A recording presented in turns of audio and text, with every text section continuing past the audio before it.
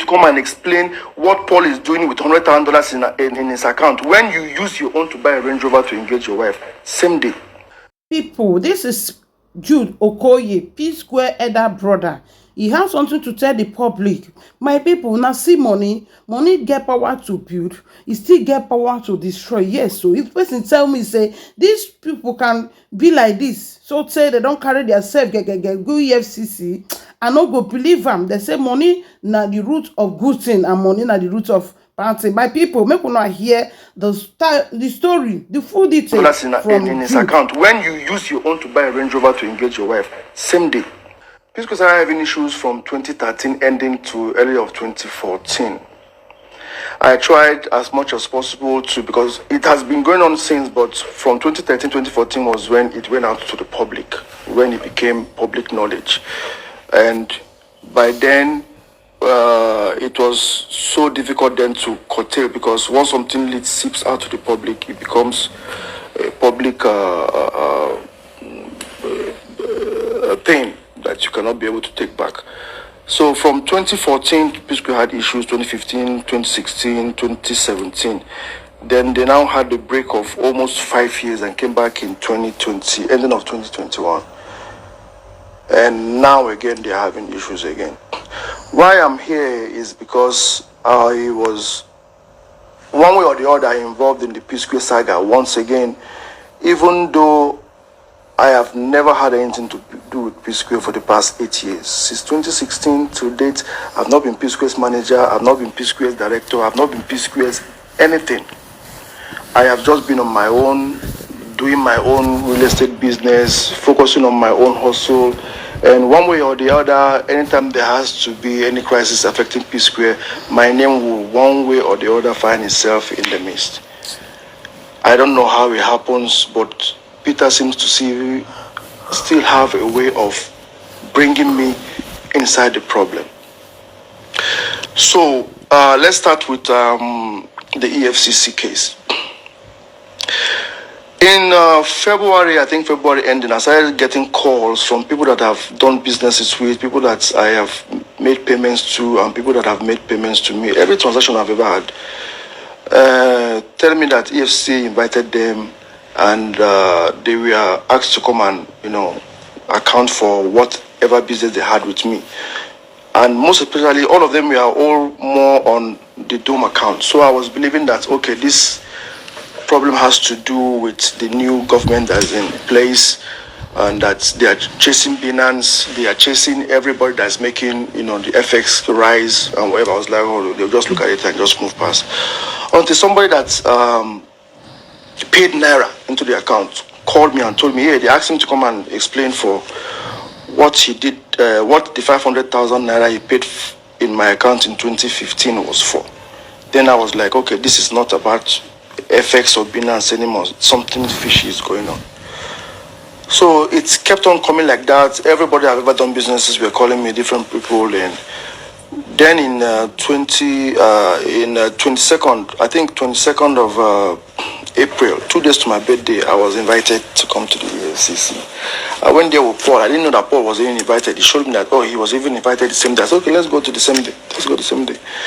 When I went there with our lawyer, we went there, they now opened the file, and they were asking me, okay, this money was found in your account. I said, yes. This money belongs to Psqure. I said, yes. So what is it doing in your account?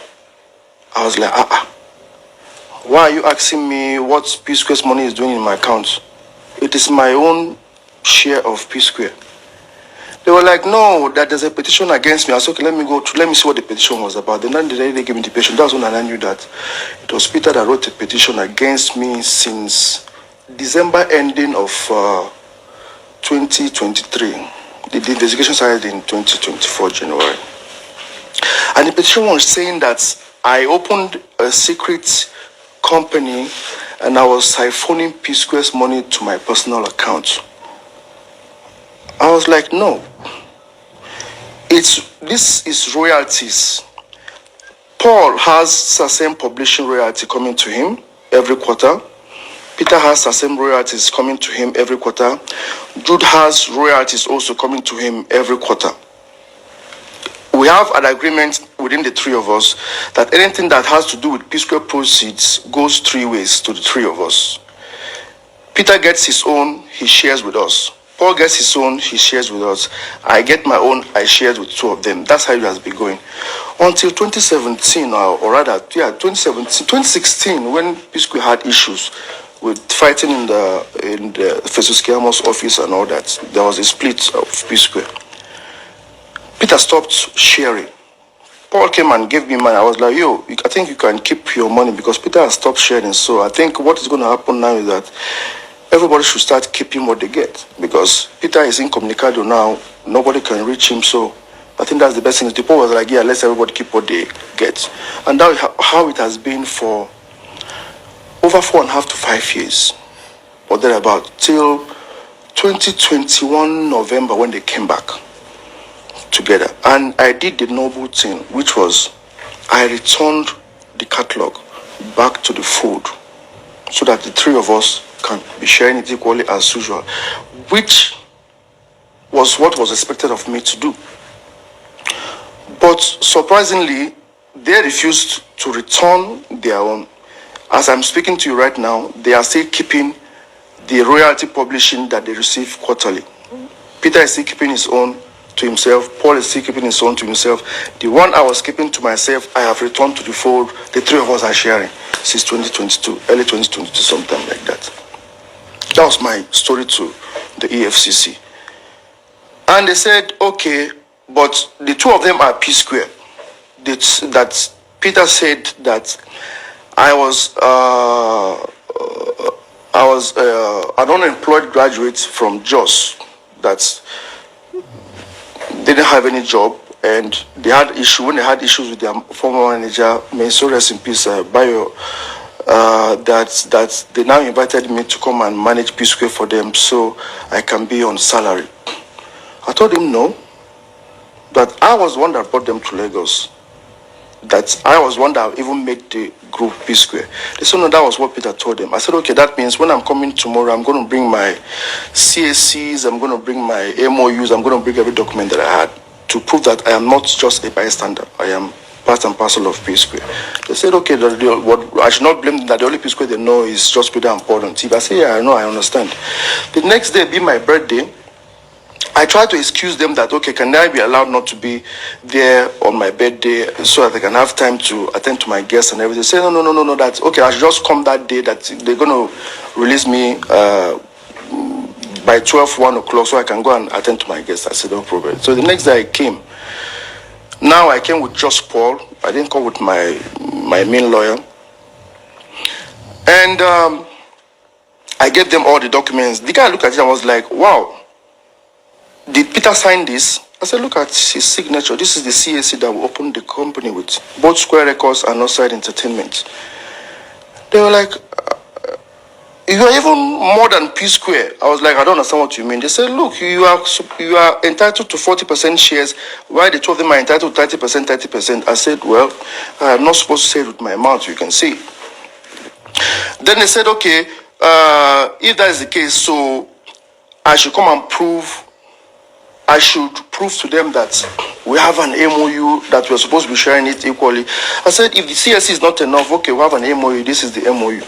The MOU clearly stated that the psqure comprises of 3 entities, Peter, Paul, Jude. Every process of the psqure goes 3 ways to Peter, Paul, Jude. Nobody has the right to take every psqure song, catalog, video, likeness, image, outside the benefit of psqure. So, in a nutshell, I was able to establish that I am not a bystander, that I was psqure, that I played my role in the psqure situation. Long story short, they started asking me some questions that I felt very irritated about, even though I did not understand them, but now I do understand. They were asking me, okay, I built a mansion in Ikoyi. I said yes. Where did I get the money from? I've already explained to you what the money you said was petitioned against me in the account, what it was for. That this is my own money I was keeping from the royalty. Go and check Peter's own, you see his own in his account. Go and check Paul's own, you see his own in his account. Peter cannot come and say, Jude is stealing our money from us. You come and just look at the account and see P-Square's money and say, Peter said he's stealing his money. Look at the money here. I said, no, check Peter's account, you see his own share there. Check Paul's account, you see his own there. Why are you just flashing the light on my own alone? So, I told them that now you're asking me, I built a mansion, where did I get the money from? This one, where did I get the money from? I was like, yo, P-Square ended in 2017. I have devoted my life from the day even before I went to university. I devoted my life in P-Square. There is nothing else I do aside P-Square. I put my life on hold just to make sure that P-Square succeeds. And all of a sudden, I am wanted out of P-Square. I didn't have a problem. I saw what you guys are saying. Jude, is it by force? Leave P-Square alone. Leave P-Square alone. I understand that the fans are more interested in what their favorites wants, not what the truth is or what is the right thing to do. And by 2016, I decided to say, okay, no problem. If this is what they wanted, I needed to step down. Let me step down. Let me step away. I stepped away. P-Square ended. I had another thing to do. I sold my house in America. I sold my house here. I put all my resources that I had together to go and build that. I even borrowed money from few colleagues and friends to get that project finished. So why are you asking me where? So they now said, okay, since I'm not cooperating, no problem, I should go and get a shorty. I'm going to be detained and here and there and there. Okay.